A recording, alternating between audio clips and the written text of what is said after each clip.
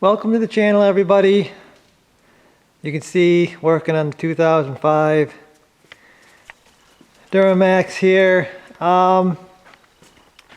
Working on my fuel door, and if you watched my intro video, you saw that I replaced the door with the fuel door off the rust-free box that I got a while back. And you can see I've got it off now because I'm getting it ready to put the original fuel door back on. The reason I took the door off is because it was flopping around. I thought the spring had broken that holds the door open and closed. So I thought it was the spring. I'm going to show you actually what the problem was. Okay, so here is I got two fuel doors. This is the one from that rust-free bed. Check this out, guys. I gotta show you this. Look at this fuel door. Look at the back of it. Look at the bolts. I mean, this thing is mint condition. It's too bad this truck ain't like that box out there. That thing is just mint. Anyway, you can see the spring in here. See if I can get a good shot. The spring is right here. This thing that clips, it has two clips right here. It clips into there. It wraps around the hinge, and then it goes right here, and it catches a piece that runs across here.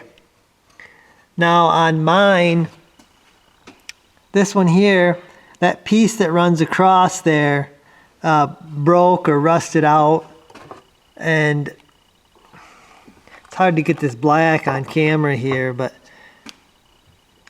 the spring is intact.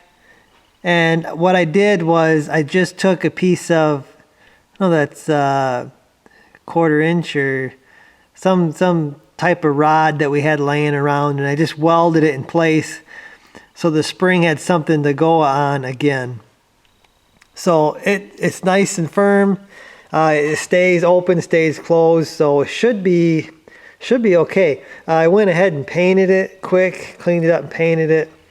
I did have to go on the hinge a little bit, but most of this, guys, is behind the bed. So you're never going to see any of this. And then I went down and got some stainless bolts to bolt it on.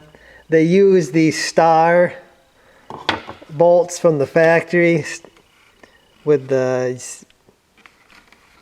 not getting a very good focus here.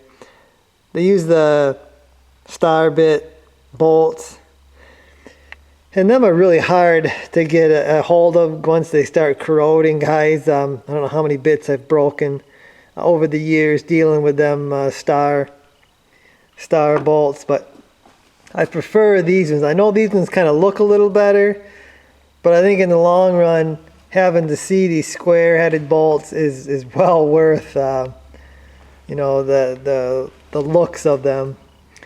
But anyway, I had to do some touch-up paint on the door because I had to basically cut these bolts out. I don't have them anymore because I had to cut. I took a grinder. I used every trick that I had under my sleeve, guys, and I notched them, and I tried to use an impact with a big screwdriver bit, and they would not come. So pretty much just ended up grinding the heads off, and then I took a chisel and actually just broke them off, and that's how I got this door off.